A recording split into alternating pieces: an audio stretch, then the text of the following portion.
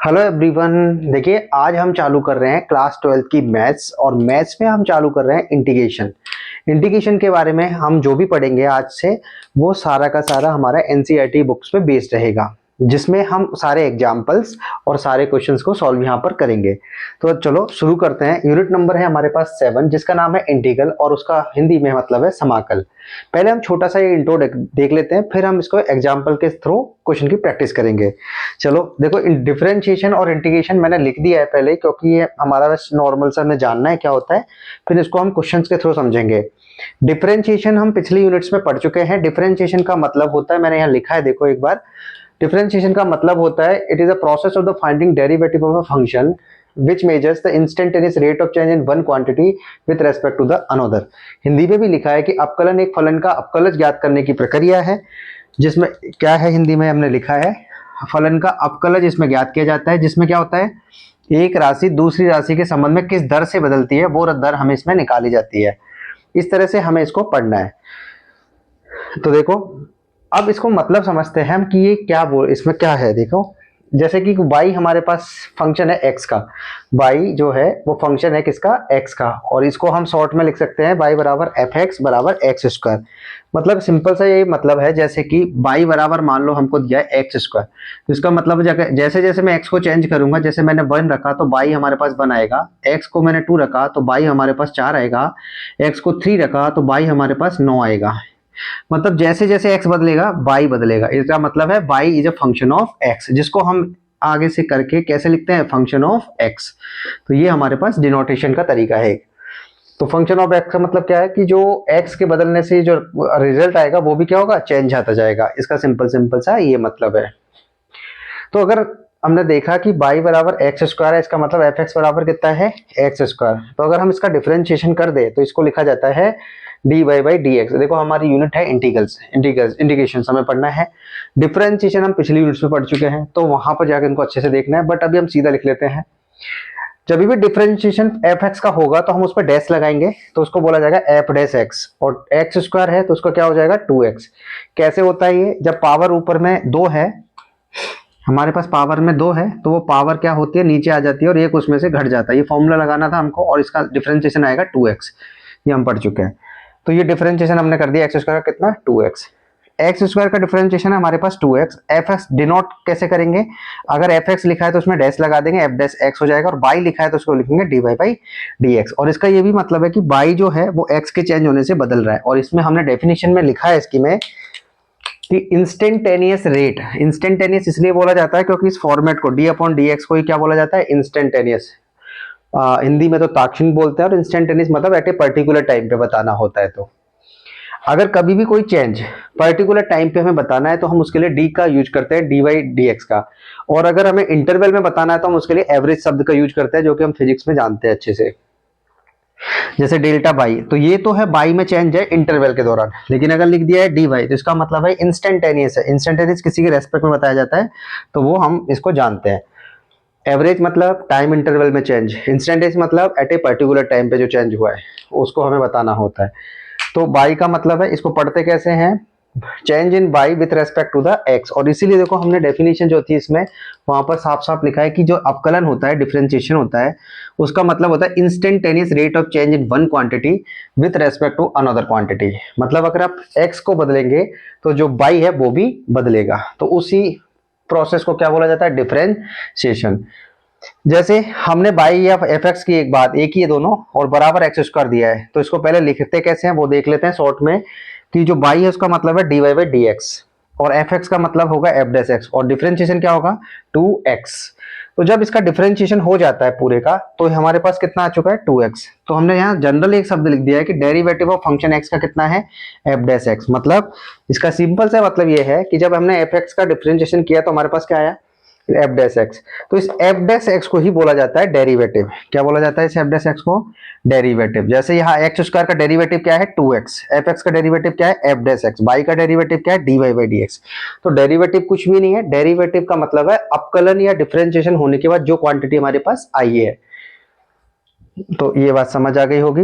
तो इस तरह से इसको, ये सारे क्या है डेरिवेटिव। तो जनरल हमने लिख दिया है कि अगर कोई फंक्शन एफ एक्स है तो उसका जो डेरिवेटिव होगा वो एफ डैश एक्स होगा।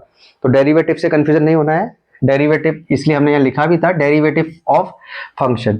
तो इसी प्रोसेस को, process of finding derivative of a function, process of finding derivative of a function is known as differentiation. इस प्रोसेस को बोला जाता है डिफरेंशिएशन, और जो हमारे पास आता है इसे बोला जाता है डेरिवेटिव। समझ आया भाई? एक्स स्क्वायर का डिफरेंशिएशन है 2x, तो जो 2x है वो तो है डेरिवेटिव, और जिस प्रोसेस हमने निकाला है वो है हमारे पास डिफरेंशिएशन। दोबारा देखेंगे एक बार, अगर हम ऐसे देखें कि एक्स स्क्वायर है, उसका डिफरेंशिएशन हमको निकालना है, तो वो आएगा 2x। तो ये 2x ही क्या है? डेरिवेटिव, और इस प्रोसेस को बोलते हैं डिफरेंशिएशन। दो वर्ड्स में कंफ्यूजन हो सकता है, डिफरेंशिएशन और डेरिवेटिव। डिफरेंशिएशन का मतलब जिस प्रोसेस से हमने वो रिजल्ट मिला है, और डेरिवेटिव मतलब जो रिजल्ट हमारे पास आया है, जैसे 2x। तो डिफरेंशिएशन डेरिवेटिव, ये कंफ्यूजन दूर हो गया होगा, क्योंकि हमें सुनने को मिलेगा अभी डिफरेंशिएशन डेरिवेटिव वगैरह। तो इस तरह से हमें इसको निकालना है।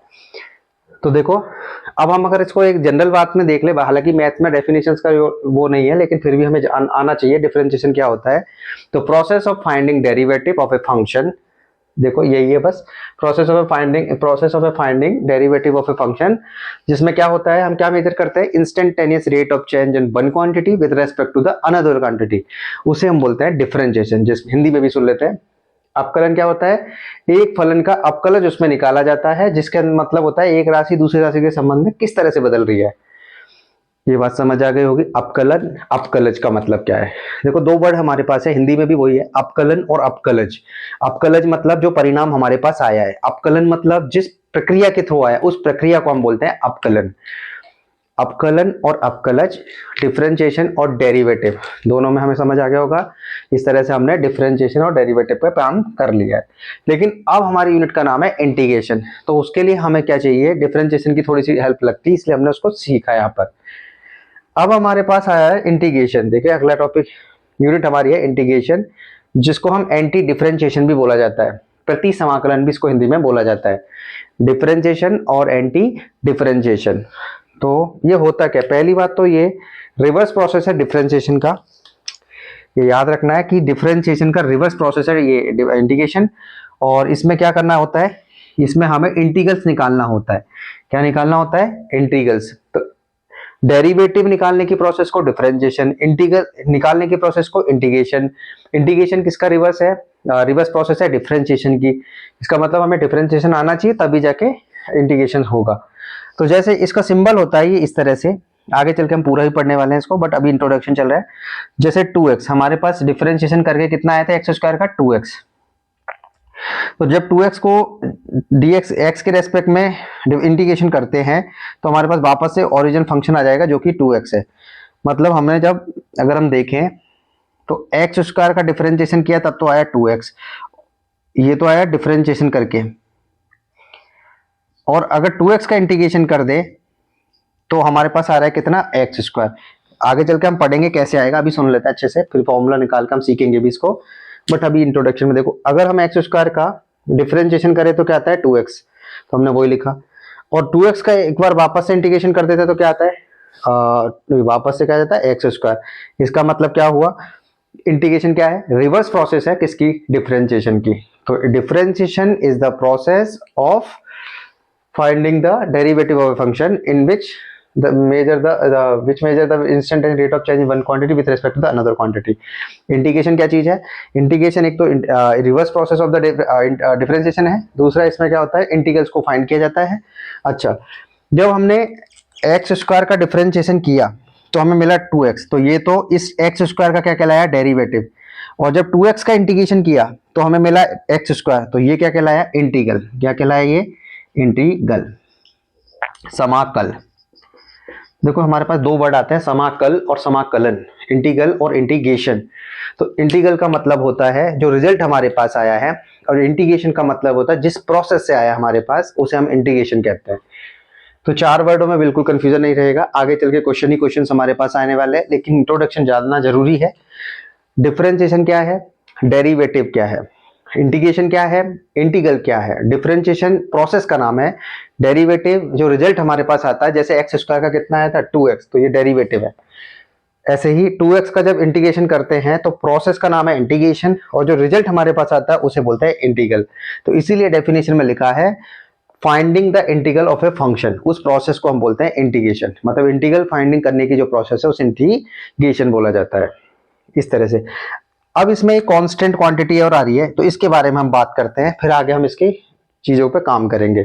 ये एक आर्बिट्री कांस्टेंट होता है, और वो क्या चीज होती है उसको भी जान लेते हैं एक बार, फिर हम इसको पूरे अच्छी तरह से पढ़ेंगे। नोट करो पहले।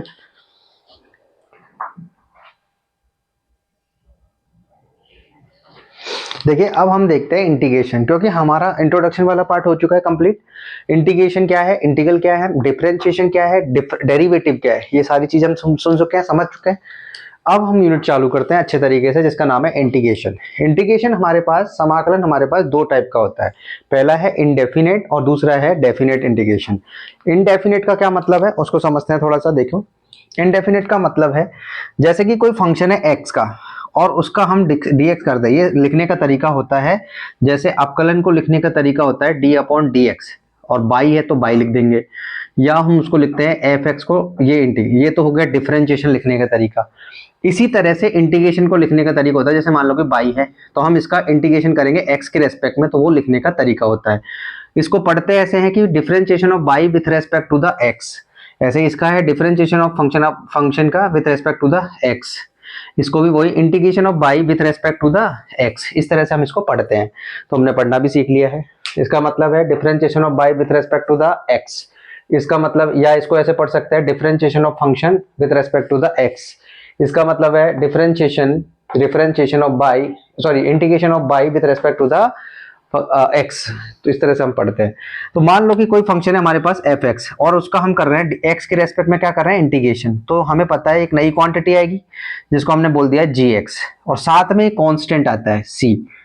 तो इस तरह के जो इंटीग्रेशन होता है उसे हम बोलते हैं इनडेफिनेट इंटीग्रेशन, जहां सी क्या होता है, आर्बिट्री कांस्टेंट होता है, मतलब अपनी मर्जी से आता है ये कांस्टेंट, कुछ भी लिख सकते हैं, हमें अननोन होता है, पता नहीं होता, इसलिए इसको आर्बिट्री कांस्टेंट बोला जाता है, स्वैच्छिक स्थिरांक बोला जाता है।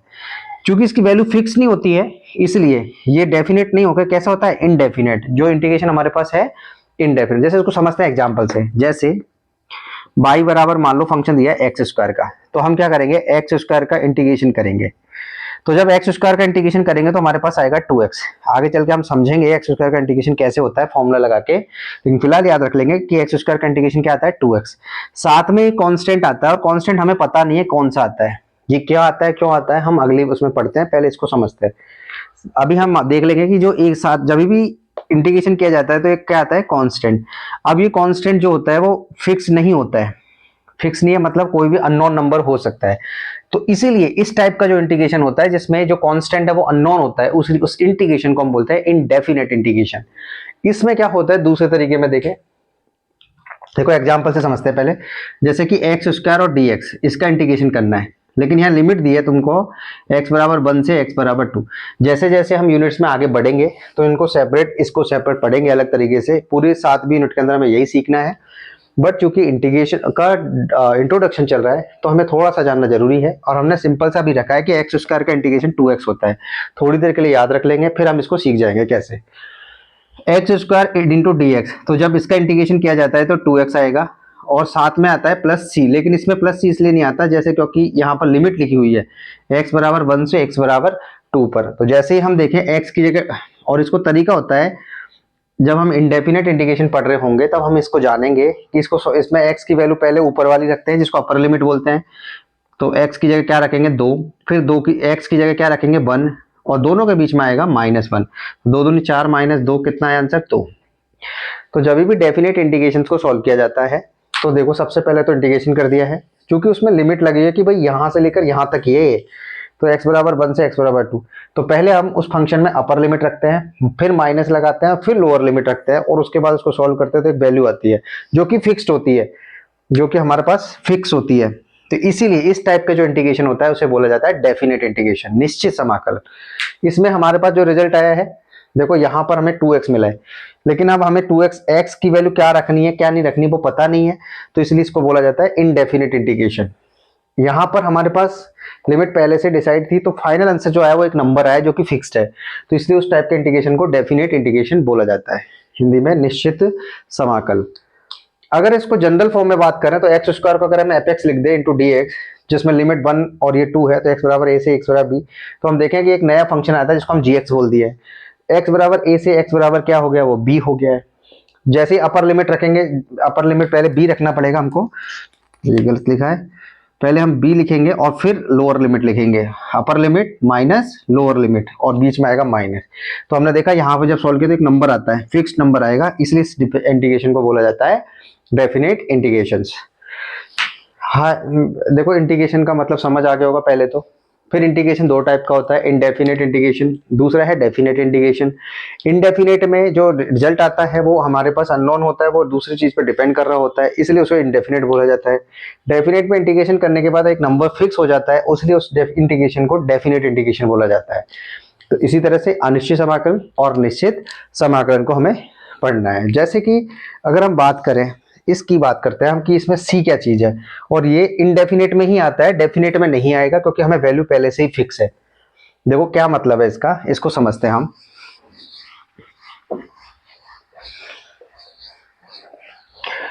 देखो हमें ये पता है एक्स स्क्वायर प्लस, मान लो हमने 100 ले लिया, एक्स स्क्वायर प्लस 200 ले लिया, एक्स स्क्वायर प्लस 300 ले लिया। तो जब हम इसका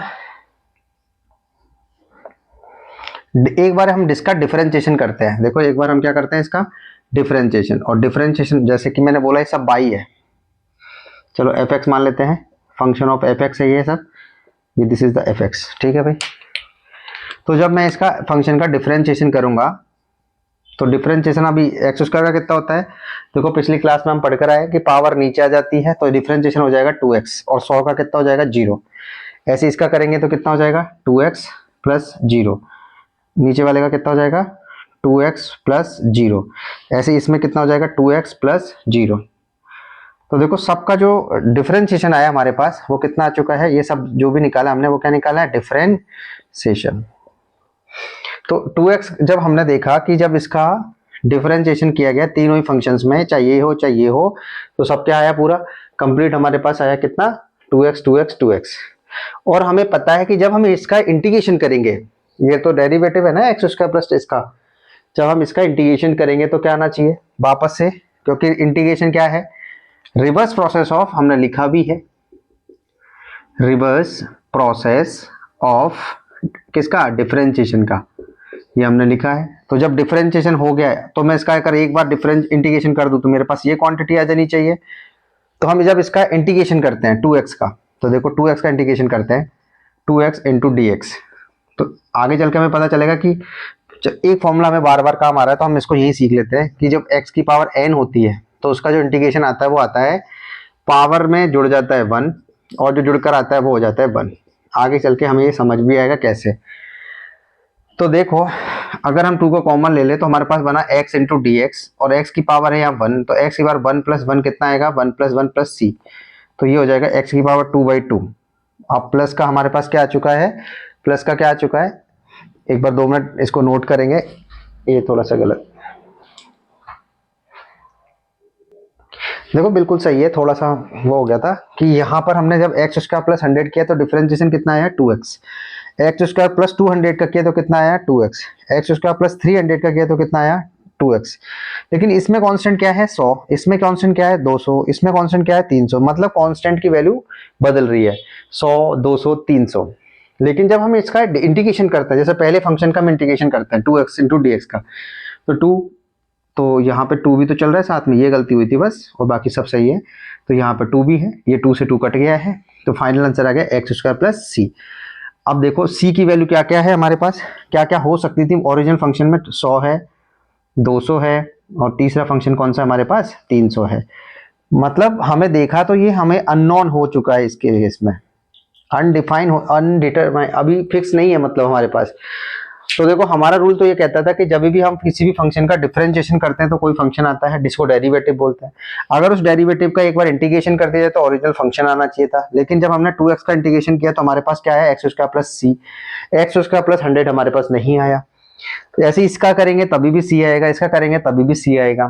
तो चूंकि ये हमें अननोन है, हमें नहीं पता, ये फिक्स नहीं है कौन सा चीज है 100 है कि 200 है कि 300, और इस अनिश्चितता के कारण इसके कारण इस समाकलन, इस इंटीग्रेशन का नाम क्या है, इनडेफिनेट इंटीग्रेशन। और हमेशा साथ में क्या आता है, सी आता है।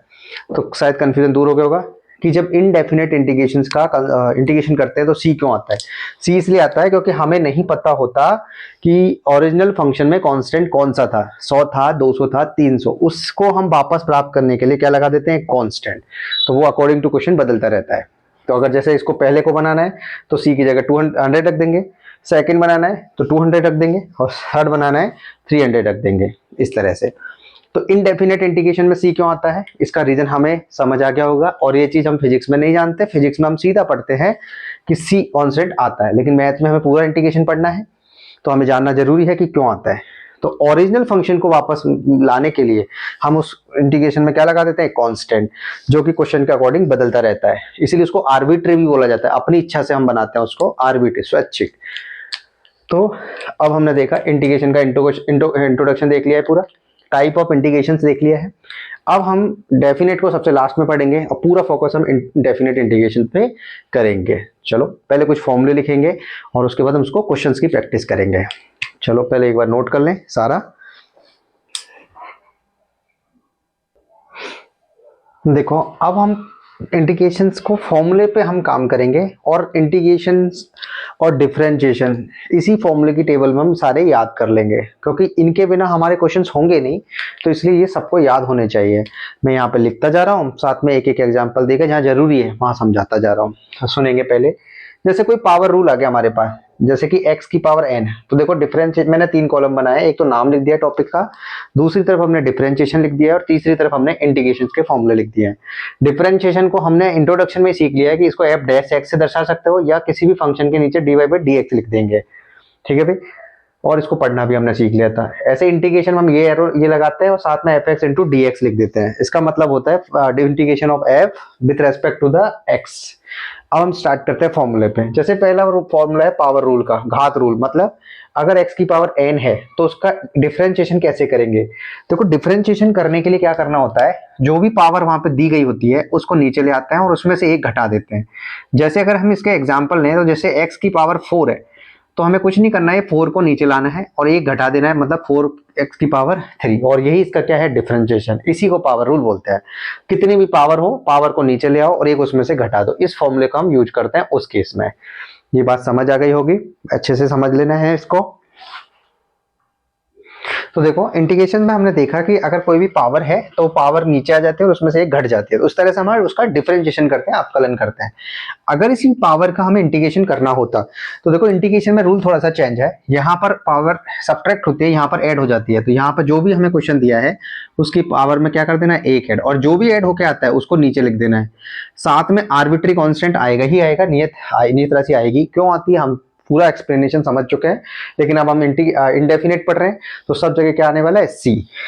जैसे कि अगर एग्जांपल इसमें भी हम ले लें तो जैसे इसी को ले लेते हैं, x की पावर 4 का, तो 4 इंटू डी एक्स अगर हमें करना होता तो हम क्या करते हैं, 4 में 1 जोड़ देते 5, और उसी जो जुड़कर आया है उसका डिवाइड कर देते, साथ में आता है कांस्टेंट। इस तरह से हम इसका इंटीग्रेशन कर देते हैं। तो पावर रूल आज के बाद कंफ्यूजन नहीं होगा, और इसी चूंकि ये इंटीग्रेशन के अंदर ही हम डिफरेंशिएशन भी पढ़ रहे हैं तो ये हमें काम आएगा। अगर कोई कांस्टेंट राशि है, नियत राशि है, तो उसका इंटीग्रेशन और डिफरेंशिएशन क्या होता है, 0। कोई भी, जैसे हमको दे दिया गया मान लो क्वेश्चन में कि भाई 5 दे दिया गया है और 5 का हमसे अगर डिफरेंशिएशन पूछा जाए तो कितना आएगा आंसर, 0। लेकिन अगर हमसे पूछा जाए उसी कांस्टेंट राशि का इंटीग्रेशन, तो देखो इंटीग्रेशन में क्या होता है, प्रॉपर समझ लेते हैं, फिर हम इसका रिजल्ट याद रखेंगे। कि हमारे पास लिखा है c इंटू डी एक्स, तो हम क्या करते हैं, अपनी मर्जी से x की पावर 0 मान लेते हैं। प्रॉपर समझते हैं एक बार, क्योंकि बहुत ज्यादा कंफ्यूजन होता है इसमें। x की पावर 0 का मतलब होता है 1। किसी की भी पावर अगर 0 होती है तो आंसर हमेशा कितना आता है, 1। तो ये मैंने इसको 1 की जगह क्या लिख दिया, x की पावर 0। अब जो भी कांस्टेंट है उसे बाहर निकाल लिया है, x की पावर जो 0 है इंटू डी एक्स अंदर रह गया है। अब इसमें हम पावर रूल लगा देंगे एक बार। अगर पावर 0 है तो उसमें एक ऐड करेंगे और जो ऐड होगा वो नीचे आ जाएगा, प्लस में क्या आएगा, c। तो ऐसे ही हमने देखा कि c तो चल ही रहा है, साथ में हमारे पास x की पावर 0 प्लस 1, मतलब x की पावर 1 आएगा और नीचे भी 1 आएगा, तो कोई फायदा नहीं 1 को लिखने का। इसलिए हमारे पास इंटीग्रेशन कितना आ जाएगा कांस्टेंट राशि का, सी इंटू एक्स। अच्छा, इसमें ऐसे याद रखना है, देखो कांस्टेंट राशि का जिसके रेस्पेक्ट में इंटीग्रेशन करते हैं उसी के साथ वो आ जाता है सी इंटू एक्स। अगर बाई के साथ होता है तो सी इंटू बाई, और साथ में वही एक आर्बिट्री कांस्टेंट आता है। चूंकि ये रिपीट हो गया सी सी, इसको इसलिए हमने डैश लगा दिया है ताकि हमें अलग लगे। देखो समझ आ गया होगा। अगर कोई कांस्टेंट राशि दी है तो उसका डिफरेंशिएशन हमेशा कितना होता है, जीरो। जैसे इसका करना होता है, अब हमें एग्जांपल 5, तो अगर हमें इसको बोला जाए कि 5 का इंटीग्रेशन करो तो हम सीधा बोलेंगे 5 तो आएगा ही आएगा, और जिसके रेस्पेक्ट में करते हैं वो आ जाएगा 5x प्लस सी, क्योंकि हमारा जनरल फॉर्मूला क्या है, C X plus C dash. C dash मतलब वही समाकलन नियतांक। देखो इस तरह से C X plus C dash. तो समझ आ गया। 10 का करना है तो 10x प्लस सी, 12 का करना है तो 12x प्लस सी, जिसके रेस्पेक्ट में करते हैं वो आ जाता है। इस तरह से हमें दूसरा फॉर्मूला याद रहेगा। तीसरा फॉर्मूला है हमारे पास कांस्टेंट मल्टीपल का। मतलब यहां पर इसका मतलब ये होता है कि अगर कांस्टेंट किसी फंक्शन में साथ में गुणा भी बैठा हो, जैसे जैसे y बराबर 3x। देखो y जो है वो x का फंक्शन तो है ही, लेकिन साथ में कांस्टेंट से गुणा भी हो रहा है। तो अगर इस तरह से कोई फंक्शन हो तो उसका इंटीग्रेशन कैसे करें। अगर जनरल बात कर ले पहले। जनरल बात का मतलब है अगर कोई भी फंक्शन जो कि एफ लिखा है यहाँ पर, अगर वो गुणा में हो तो सबसे पहले क्या होता है, उसका इंटीग्रेशन सी को बाहर निकाल दो और उसका एक बार क्या कर दो, अवकलन। इस तरह से हम उसका डिफरेंशिएशन करते हैं। अगर हमें इसका गुणा वो डिफरेंस इंटीग्रेशन करना होता तो हम क्या करते हैं, कांस्टेंट को बाहर निकालते हैं फिर उसका इंटीग्रेशन कर देते हैं। इस तरह से हम उसका डिफरेंशिएशन करते हैं और इस तरह से उसका इंटीग्रेशन भी करते हैं। जैसे कि इसको देखते हैं, y बराबर 3x। तो 3x क्या है, यहाँ पर कांस्टेंट भी है और फंक्शन भी है। तो कांस्टेंट को बाहर निकाल लेते हैं और फंक्शन का कर देते हैं। फंक्शन x का कितना होता है, देखो ऊपर से हमने देखा भी है x की पावर 1 है, तो एक पावर घट जाएगी तो उसका आंसर कितना आएगा, 1। कितना आएगा भाई, 1। क्योंकि x की अगर हम देखें, जैसे एक बार अलग से कर लेते हैं, x भी बहुत बार आता है हमारे पास, x की पावर 1 है मान लो, तो इसका डिफरेंशिएशन हमें को करना होता तो 1 इंटू एक्स की पावर 1 माइनस 1 हो जाता। तो 1 इंटू एक्स की पावर 0, और किसी की भी पावर 0 हो 1 ही आएगा। तो 1 इंटू 1 कितना आएगा, 1। इसलिए याद रखेंगे कि हमेशा जो x है उसका डिफरेंशिएशन हमेशा कितना आता है, 1। इंटीग्रेशन भी हम देख लेते हैं, क्योंकि x इंटू डी बहुत बार हमारे पास आता है तो 1। तो हम देखेंगे कि 1 प्लस 1 हो जाएगा, 1 प्लस 1 हो जाएगा, मतलब x की पावर 2/2 प्लस सी इसका इंटीग्रेशन आता है। इस तरह से हम इसका डिफरेंशिएशन और इंटीग्रेशन सीख लिया है। और ये दोनों ही किससे हुए हैं, पावर रूल से। यहाँ पर हमने पावर रूल लगाया है, n की जगह 1 रख दिया, इस फॉर्मूले का यूज किया है। लेकिन हम चूंकि जल्दी चाहते हैं तो x का डिफरेंशिएशन 1 और x का इंटीग्रेशन x² प्लस सी तो आना ही है। तो इसी तरह से हमने देखा 3 को तो हम बाहर ले आए और x का डिफरेंशिएशन कितना हो जाएगा, 1। तो 3 इंटू 1 कितना हो जाएगा, 3, और ये इसका आंसर है। 3x इंटू डी होता है तो हम क्या करते हैं, 3 को बाहर लाते हैं, x इंटू डी करते हैं, और x का इंटीग्रेशन कितना होता है, x²/2, 3 से गुणा हो जाता है तो 3x² प्लस सी। इस तरह से ये क्वेश्चन हो जाता है। तो कांस्टेंट मल्टीपल अगर हम देखा जाए तो इस तरह से हम उस क्वेश्चन को करेंगे। कांस्टेंट मल्टीपल में एक चीज याद रखनी है, अगर कोई कांस्टेंट है तो उसे आगे निकाल लो, बाहर निकाल लो, उसके बाद उसका डिफरेंशिएशन और इंटीग्रेशन रूल से कर दो, तो उस तरह से वो डिफरेंशिएशन और इंटीग्रेशन हो जाता है। फिर हम आता है, देखो ये जल्दी जल्दी करना होता है, जीरो। अब जीरो का जो डिफरेंशिएशन है वो जीरो ही होता है। 0 इंटू डी करते हैं तो क्या आएगा, 0x प्लस सी, मतलब इसी रूल से करेंगे, सी एक्स प्लस वाले से ही। तो यहाँ पर c की वैल्यू जगह 0 है, इसलिए किसी को भी 0 से गुणा करो 0 ही आना है, तो इसलिए क्या आ जाएगा साथ में c। इस तरह से c हमारे पास कांस्टेंट आ जाता है। तो ध्यान रखेंगे कि कभी भी 0 का डिफरेंशिएशन हमें करना है तो उसका जो डिफरेंशिएशन आता है वो कितना आता है, 0, और इंटीग्रेशन कितना आता है, c कांस्टेंट। 0 का इंटीग्रेशन 0 नहीं आता है, कांस्टेंट आता है, हमें नहीं पता वो संख्या कौन सी है। 1 का करते हैं, देखो 1 भी एक कांस्टेंट, और कांस्टेंट का हमने अभी देखा था कि जो डिफरेंशिएशन है वो 0 है, खत्म हो गया है। 1 इंटू डी तो सी एक्स प्लस सी आता है, तो 1 इंटू एक्स तो आना ही है, प्लस सी, तो मतलब कितना आ जाएगा, x प्लस सी। तो इस तरह से हमने कितने फॉर्मूले पढ़ लिए हैं, 5, और ये बहुत काम के फॉर्मूले हैं जो क्वेश्चंस में हमें काम आएंगे। एक बार रिपीट करते हैं, अगर x की पावर n है तो उसका डिफरेंशिएशन कितना होता है, n इंटू एक्स की पावर n माइनस 1। अगर x की पावर n है तो उसका इंटीग्रेशन कितना होता है, x की power n plus 1 upon n plus 1 plus का c, खत्म, पहला फॉर्मूला। साथ में हमने एग्जाम्पल भी समझ लिए थे। कोई भी कांस्टेंट है तो उसका डिफरेंशिएशन हमेशा 0 आएगा, लेकिन इंटीग्रेशन आएगा C X plus C dash. C dash मतलब समाकलन नियतांक, इंटीग्रेशन कांस्टेंट, इसको हम आर्बिट्री कांस्टेंट बोलते हैं। और इसी कॉन्सेप्ट का यूज करते हुए हमने देखो 0 देखा तो 0 कांस्टेंट का 0 का तो 0 ही है, और इसका इंटीग्रेशन किया तो कितना आया, पूरे प्रोसेस से c समाकलन नियतांक ही बच जाता है। 1 भी कांस्टेंट ही है, तो 1 का जब हमने डिफरेंशिएशन किया वो तो 0 ही आएगा, लेकिन इंटीग्रेशन आएगा, फॉर्मूले से क्या आता है, सी एक्स प्लस सी ना, तो 1 इंटू एक्स मतलब 1x मतलब x प्लस सी आ जाता है। तो जीरो का इंटीग्रेशन कितना, जीरो, वन सॉरी जीरो का इंटीग्रेशन कितना c, और वन का इंटीग्रेशन कितना x प्लस सी। याद रखेंगे, बहुत जगह काम आता है, जल्दी जल्दी में गलत हो जाता है। जीरो का इंटीग्रेशन c और वन का इंटीग्रेशन कितना आता है x प्लस सी। कैसे आता है वो तो हमने सीख ही लिया है, लेकिन ये चीजें हमें दिमाग में होनी चाहिए क्योंकि बेसिक क्वेश्चंस है, बड़े बड़े क्वेश्चंस हम करेंगे।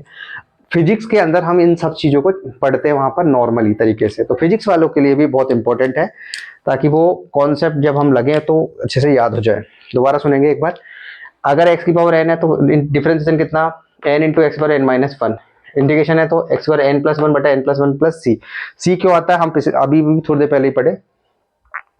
कांस्टेंट का डिफरेंशिएशन जीरो और इंटीग्रेशन सी एक्स प्लस सी डैश। इसी तरह से अगर हम देखें जीरो का डिफरेंशिएशन जीरो, इंटीग्रेशन सी, वन का डिफरेंशिएशन जीरो, वन का इंटीग्रेशन एक्स प्लस सी। और अगर हम देखें कांस्टेंट मल्टीप्लाई, मतलब कांस्टेंट भी हो और फंक्शन भी हो, तो हम क्या करना है, कांस्टेंट को बाहर निकाल के इंटीग्रेशन और डिफरेंशिएशन कर देना है।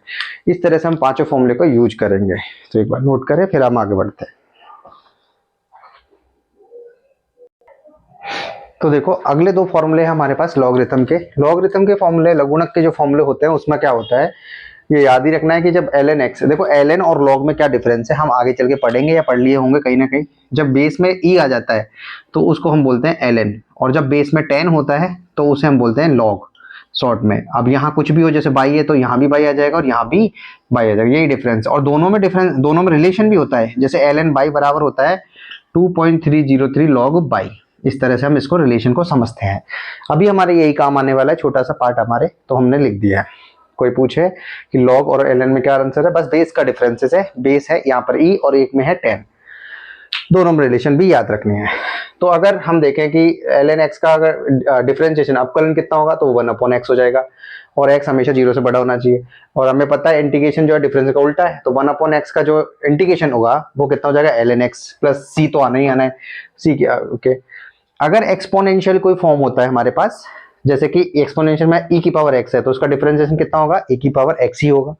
दूसरा, अगर e की पावर x का इंटीग्रेशन है तो उसका भी इंटीग्रेशन भी सेम रहेगा, e की पावर x प्लस सी। लेकिन अगर a की पावर x का इंटीग्रेशन का डिफरेंशिएशन पूछा जाए तो उसका जो डिफरेंशिएशन होता है वो होता है ax, तो आएगा ही आएगा, साथ में ln भी आ जाएगा, जिसको हम इसको जो है हम इस तरह से भी लिख सकते हैं। कैसे लिख सकते हैं, a की पावर x और ln a। ln क्योंकि बेस में क्या लिखा हुआ e, इसलिए शॉर्ट में ln a भी लिख सकते हैं, और a की वैल्यू जीरो से बड़ी होनी चाहिए। अगर हमें पूछा जाए कि ax इंटू dx का इंटीग्रेशन क्या होता है, तो हमें क्या करना है, ax तो लिखना ही है, साथ में हमें ln a का डिवाइड कर देना है प्लस का c। ये भी वही चीज लिखी हुई, इसको ऐसे भी लिखा जा सकता है। समझ आ गया होगा भाई। एक्सपोनेंशियल में e की पावर x का तो इंटीग्रेशन भी ex है और डिफरेंशिएशन भी ex ही है, साथ में कांस्टेंट आएगा इंटीग्रेशन में। लेकिन अगर a की पावर x है तो हमारे पास पता है हमें a की पावर x आएगा, साथ में यहाँ गुणा हो जाता है ln a और वहां डिवाइड में आ जाता है ln a। याद रखेंगे a की पावर x का डिफरेंशिएशन क्या है, यहाँ पर तो गुणा हो जाएगा ln a से और वहां डिवाइड हो जाएगा ln a का, a की पावर x, वही इसका इंटीग्रेशन भी है। दोबारा, a की पावर x का डिफरेंशिएशन कितना, ax ln a, इंटीग्रेशन कितना, ax बटा ln a, e की पावर x का e की पावर x, e की पावर x प्लस सी। खत्म हो गया यहाँ पर। जीरो का इंटीग्रेशन देखो पूरा रिपीट करते हैं। जीरो का इंटीग्रेशन कितना आया था हमारे पास c, वन का इंटीग्रेशन कितना आया था x प्लस सी, कांस्टेंट का इंटीग्रेशन डिफरेंशिएशन कितना आया था जीरो, और इंटीग्रेशन कितना आया था cx प्लस सी डैश। इस तरह से हमने ये सब पढ़ा था। उसके बाद हमने पावर रूल वगैरह वगैरह पढ़ा था, इन दो को भी नोट करें। फिर हम ट्रिग्नोमेट्री के फंक्शंस करते हैं याद। देखो अब हम ट्रिग्नोमेट्री फंक्शंस के डिफरेंशिएशन और इंटीग्रेशन फॉर्मूला याद करेंगे। जितने भी हमारे ये फॉर्मूले चल रहे हैं वो फिजिक्स वाले के लिए तो बहुत ही इंपॉर्टेंट है, और मैथ वालों को तो इसके अलग लेवल पे जाना ही है। बट ये बेसिक क्लास है तो ये फिजिक्स और मैथ दोनों का कॉम्बो हो जाएगा। तो फिजिक्स वाले क्लास को लिए बहुत अच्छी चीज चल रही है, सारे फॉर्मूले यहाँ से नोट कर लेंगे। देखो साइन एक्स का जो डिफरेंशिएशन होता है वो होता है कॉस एक्स। कॉस एक्स का होता है कितना, minus sine x. Tan x का क्या होता है, सेक स्क्वायर एक्स। और कॉट एक्स का पूछे तो minus cosec square x. Sec x का पूछे तो sec x tan x. Cos x का पूछे तो माइनस कॉसेक कॉट एक्स। इस तरह से हमें ये फॉर्मूले याद ही करने हैं। दोबारा सुनेंगे, साइन एक्स का डिफरेंशिएशन पढ़ रहे हैं सारे। क्या होता है साइन एक्स का, कॉस एक्स। कॉस एक्स का क्या होता है, minus sine x. Tan x का क्या होता है, sec square x. Cot x का क्या होता है, minus cosec square x. Sec x का sec x tan x. Cos x का माइनस कॉस एक्स और कॉट एक्स। देखो एक माइनस कहाँ कहाँ आएगा उसको हम याद रखने के लिए एक चीज देख सकते हैं।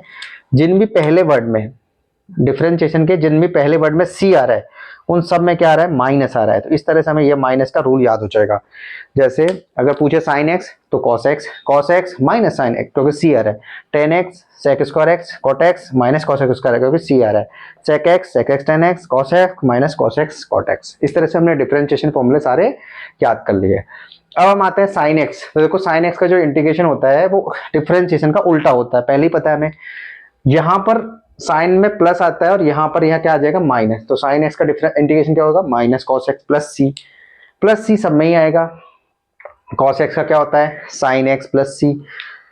देखो अब दो याद होने के बाद अगर हम देखें सेक एक्स टेन एक्स का, क्योंकि इसमें टेन है तो सेक एक्स टेन एक्स का होता है सेक एक्स प्लस सी। कॉस एक्स कॉट एक्स का क्या होता है यहाँ पर, माइनस का कॉस एक्स प्लस सी। अगर हम देखें सेक का तो होता था सेक एक्स टेन एक्स, तो यहाँ पर सेक स्क्वायर एक्स का क्या हो जाएगा, ten x. Cos x square x का क्या हो जाएगा, माइनस कॉट एक्स। इस तरह से हमें ये फॉर्मूले सारे याद होने चाहिए। तो अगर हमें देखें तो सेक स्क्वायर एक्स का तो इस तरह से भी कर सकते हैं और एक तरह से देखो इस तरह से भी याद कर सकते हैं। एक तरीका तो ये है, हमने ऐसे कर लिया है। एक हम ऐसे कर सकते हैं देखो कि भाई सेक टेन एक्स का क्या होता था, सेक स्क्वायर एक्स। तो हमसे पूछा जाए sec square into d x का इंटीग्रेशन क्या होगा, तो टेन एक्स प्लस सी। हमने देखा कॉट एक्स का minus cos x square x, तो कॉस एक्स स्क्वायर एक्स का कितना हो जाएगा, ऐसे याद कर सकते हैं क्योंकि ये रिवर्स ही तो होता है इसका, तो रिवर्स प्रोसेस से हम याद कर सकते हैं। कॉस एक्स का हो जाएगा माइनस का कॉट एक्स प्लस सी। यहां देखा सेक एक्स का सेक एक्स टेन एक्स, तो जो सेक एक्स टेन एक्स का है इंटू डी एक्स वो हो जाएगा सेक एक्स प्लस सी। यहां पर देखो डिफरेंशिएशन cos x का होता है माइनस cosec cot x, तो cosec cot x का क्या हो जाएगा वापस से ये।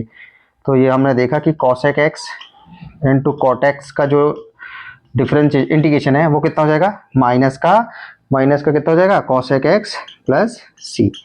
तो इस तरह से हमने ट्रिग्नोमेट्री फंक्शंस भी याद कर लिए हैं। दोबारा सुनेंगे, साइन का इंटीग्रेशन वो डिफरेंशिएशन क्या होता है, cos x। तो हमने देखा साइन का cos है तो हमने क्या करेंगे, तो साइन का अगर हमसे पूछा जाए इंटीग्रेशन क्या होगा तो हमारे पास क्या आंसर आएगा, cos x का होता था साइन, तो cos x का इंटीग्रेशन भी क्या हो जाएगा, sign x।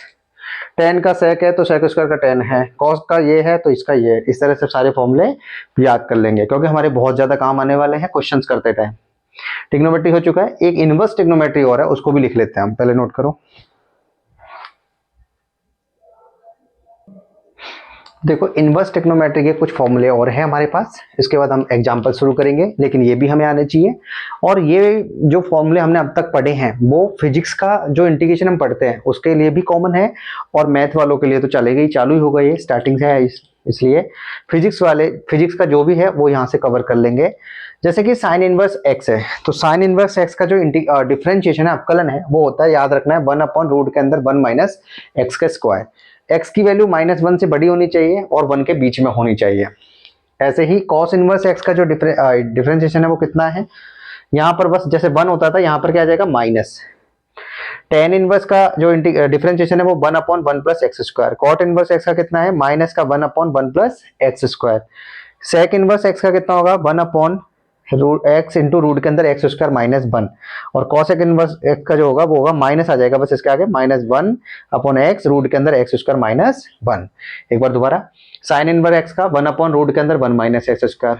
Cos inverse x का कितना आएगा, सिर्फ माइनस आ जाएगा, -1 रूट के अंदर 1 माइनस एक्स स्क्वायर। दोनों सेम है मतलब बस माइनस का अंतर है। ऐसे टेन इनवर्स का 1 upon 1 plus x square without root.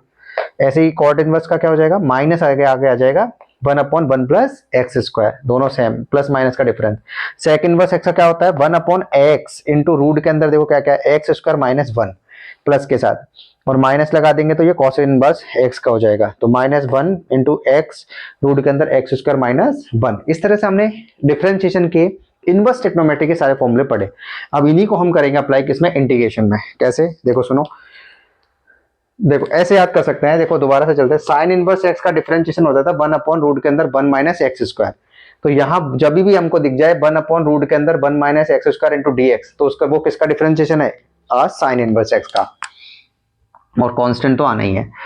अगर हमें दिख जाए माइनस आगे आ गया है तो हमें पता है साइन इनवर्स कॉस इनवर्स ऐसे होता है, तो ये कॉस इनवर्स एक्स प्लस सी का हो जाएगा। बाकी सब सेम ही है। देखो 1 ऊपर भी है, 1 अपॉन रूट के अंदर 1 minus x square into d x, बस माइनस का डिफरेंस है तो यहाँ कॉस आ जाएगा। टेन इनवर्स एक्स का हमने देखा था डिफरेंशिएशन कितना होता है, 1 अपॉन 1 प्लस एक्स स्क्वायर। तो यहाँ जो इंटीग्रेशन हो जाएगा वो कितना हो जाएगा, अगर हमें 1/1 + x² × dx दिख जाए तो वो किसका हो जाएगा, tan इनवर्स का। यहाँ हमने देखा cot इनवर्स का कितना होता है, माइनस का 1/1 + x²। अगर हमें -1/1 + x² × dx दिख जाए तो वो किसका हो जाएगा, cot इनवर्स x + c का। ये वो फॉर्मूले जो हमको याद ही होने चाहिए, उसके बाद ही हम आगे बढ़ पाएंगे, इसलिए मैंने यहाँ लिख दिए हैं। और कैसे याद करना वो भी देख लिया है कि इसका डिफरेंशिएशन उसका इंटीग्रेशन, क्योंकि रिवर्स प्रोसेस है, integration is a reverse process of the differentiation, हमने स्टार्टिंग में ही पढ़ा। अब हमारा बचा सेक इनवर्स एक्स, तो उसका कितना होता है 1/x इंटू रूट के अंदर x² - 1। तो जब भी हमें 1/x इंटू रूट के अंदर x² - 1 दिखेगा dx के रेस्पेक्ट में, तो वो किसका इंटीग्रेशन होगा, सेक इनवर्स x का। इसी तरह से अगर हमें माइनस दिख जाता है तो -1/, ये किसका हो जाएगा, कॉसेक इनवर्स x का। तो हमने बेसिक जो फॉर्मूले थे, जो इंटीग्रेशन में कॉमन फॉर्मूले हैं और 7.1 एक्सरसाइज करने के लिए जरूरी थे, वो सारे हमने बोर्ड पे लिखे। कोशिश की सबको याद किया जाए, और बाकी हम याद करेंगे तो ही इसको आगे बढ़ पाएंगे। एक बार हम कवर करते हैं, ये सब देख लेंगे, उसके बाद हम एग्जाम्पल शुरू करेंगे। देखो हम एनसीईआरटी का पहला एग्जाम्पल स्टार्ट किए हैं। एनसीईआरटी क्लास 12 की जो एनसीईआरटी है उसके अंदर, क्योंकि हमने सारा कॉन्सेप्चुअल वाला पार्ट कंप्लीट कर लिया है, अब हम करते हैं इसकी एक्सरसाइज पे। पहले हम एग्जाम्पल्स करेंगे, उसके बाद हम एक्सरसाइज करेंगे। हर एक क्वेश्चन को कोशिश करेंगे ये बोर्ड पे किया जाए, उसके बाद उसको आप नोट कर लेंगे, उसके बाद हम आगे बढ़ेंगे। एग्जाम्पल नंबर 1 का फर्स्ट क्वेश्चन है cos 2x, और उसका हमें निकालना है एंटी डेरिवेटिव या इंटीग्रेशन निकालना है। लंबा क्वेश्चन था, मैंने शॉर्ट में लिख दिया है। तो एंटी डेरिवेटिव का मतलब है हमें इसका निकालना है, तो हम क्या करेंगे, सबसे पहले देखो हमें पता है कि इसको लिखने का तरीका होता है cos 2 into dx, cos 2x into dx। तो इस तरह से हम इसको करेंगे। अब जब हम इसका इंटीग्रेशन करते हैं, अभी पढ़ना भी हमें आ गया होगा, तो हमें क्या करना है थोड़ी देर के लिए, अभी आगे आगे चल के सीखेंगे इसके फंक्शंस के बारे में। तो हमें कुछ नहीं करना होता, जो x है इसको एक बार के लिए x मान ले। तो cos x का क्या होता है हमारे पास इंटीग्रेशन, हमने पढ़ा था इंटीग्रेशन क्या होता है भाई, अभी अभी फॉर्मूले पढ़े हमने, वो पढ़ा था sin x, और साथ में आएगा प्लस का c। cos अगर x होता तो उसका इंटीग्रेशन क्या होता, sin x। बिल्कुल, cos x होता तो उसका इंटीग्रेशन क्या होता, sin x, और कांस्टेंट आता साथ में। लेकिन हमारे पास हमें पता है x नहीं है, तो हम इसकी जगह लिखेंगे 2x, और इसकी जगह भी लिखेंगे 2x। इसका मतलब ये कंफर्म है हमने 2x का इंटीग्रेशन नहीं किया है। ठीक है भाई, सबसे पहले क्या करना है, अगर जिसके रेस्पेक्ट में कर रहे हैं उसके अलावा कोई भी टर्म्स बैठी हुई है, तो हम सबसे पहले उसको वही मान लेंगे कि x ही लिखा हुआ है, तो उसको जैसे फॉर्मूला होता है वैसे लिख दिया, सेम टू सेम। और अब उसके अलावा जो उसके साथ बैठा है जैसे 2, तो उसका हम क्या कर देंगे, डिवाइड, बस खत्म, ये इसका इंटीग्रेशन हो गया। दोबारा सुनेंगे, जैसे इसके और जैसे क्वेश्चंस कर लेते हैं, जैसे कि मान लो cos 4x होता इंटू dx, तो हमें क्या करना था, सिर्फ इसको x मानना था और ये हो जाता sin x plus c। But हमें पता है x नहीं है, तो 4x जब यहाँ लिखते हैं तो जो x के अलावा उसका भाग दे दो। इस तरह से कर लेंगे क्वेश्चंस। कैसे करते हैं भाई, जिसके रेस्पेक्ट में करते हैं उसको ऐसे कैसे मान लो, एक बार कर दो, फिर जो भी एक्स्ट्रा है उसके अलावा उसका डिवाइड कर दो, तो इसका आंसर आ गया sin 2x/2। तो इसको हम मिटा देते हैं, तो एक्सरसाइज 1 का 1.1 खत्म हो गया।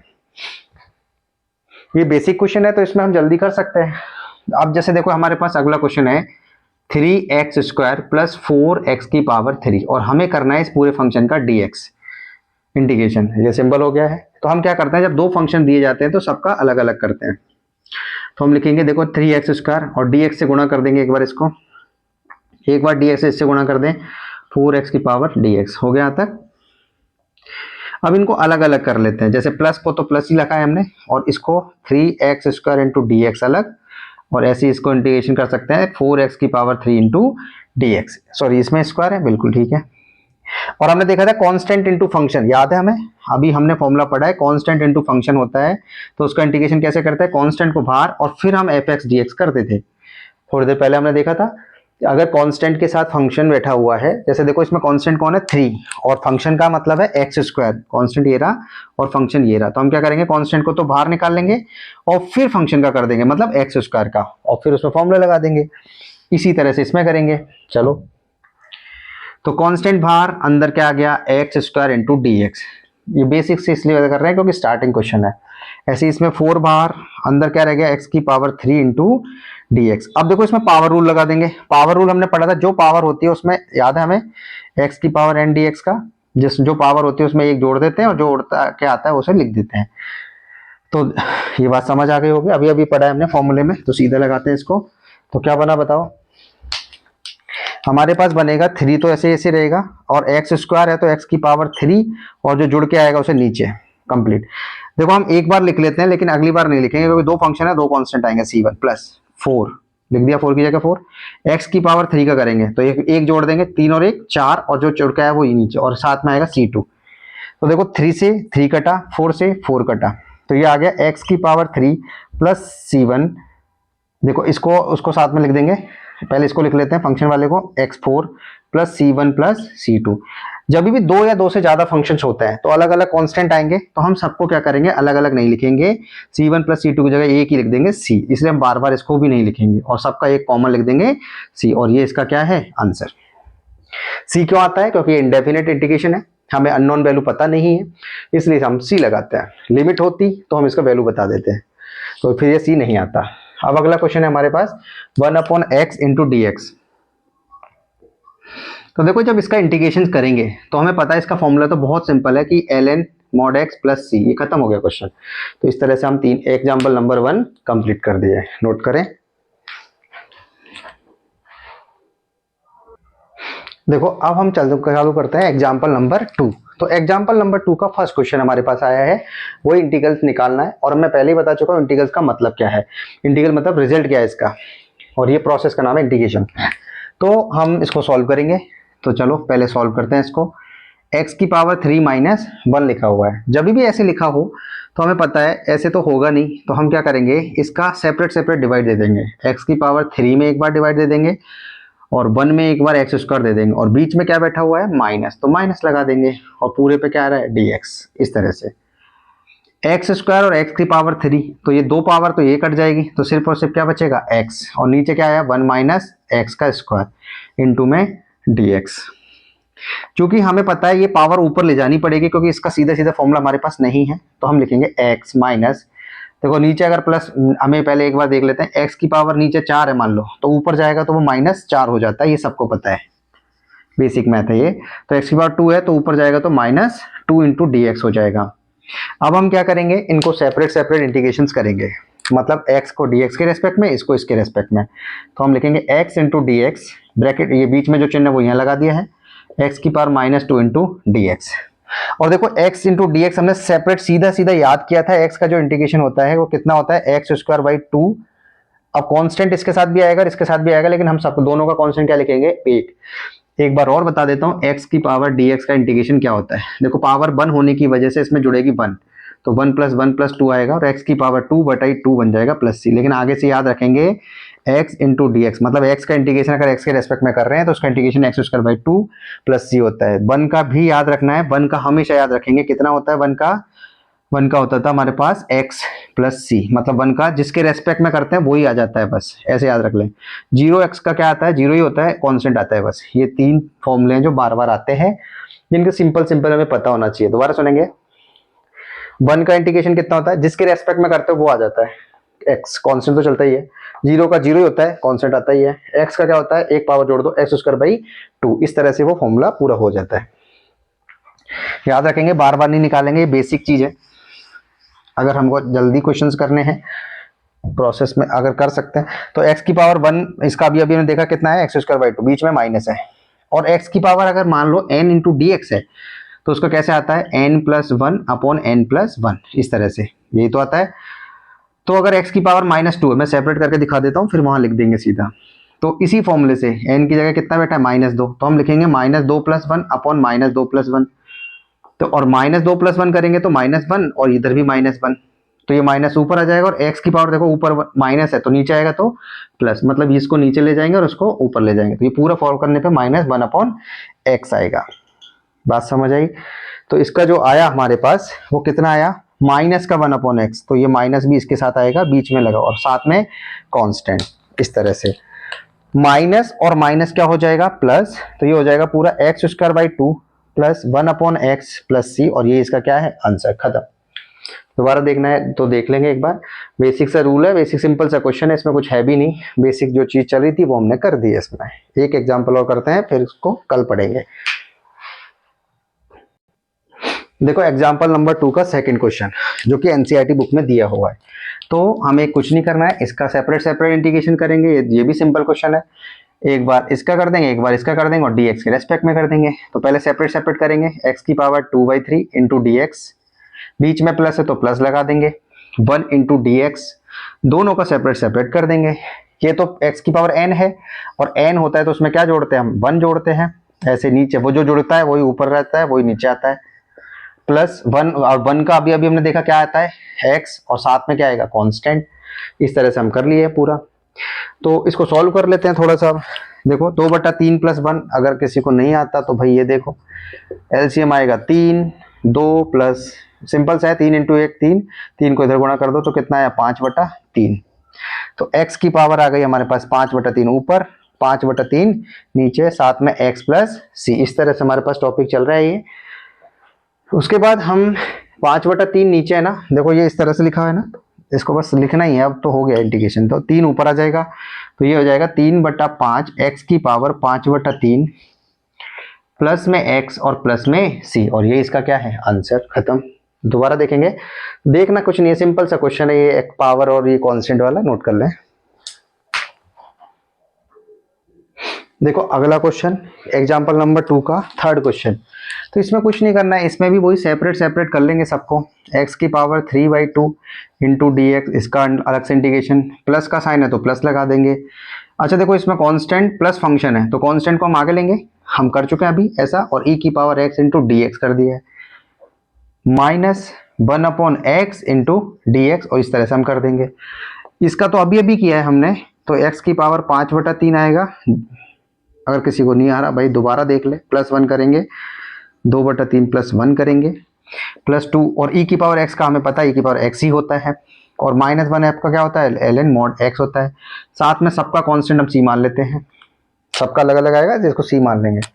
जोड़ने पर हमें पता है 3 और 2 5 हो जाएगा, तो x की पावर 5/3 तो ऊपर, और ये जो 5/3 आएगा वो उल्टा हो जाएगा, अभी अभी किया इसका जैसे हमने, +2 की पावर की x minus ln mod x plus c।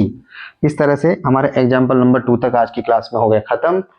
कल हम मिलेंगे जिसमें हम बचे हुए एग्जाम्पल प्लस एक्सरसाइज के सारे क्वेश्चंस करेंगे। इसी तरह से क्वेश्चन क्लासेस को देखते रहें। फिजिक्स, केमिस्ट्री और मैथ तीनों की हमारी क्लास आ रही है।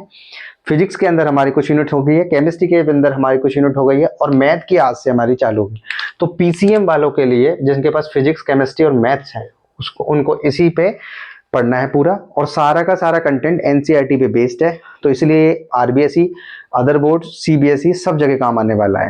Thank you. वीडियो अच्छे लग रहे हैं, लाइक शेयर सब्सक्राइब करते रहें।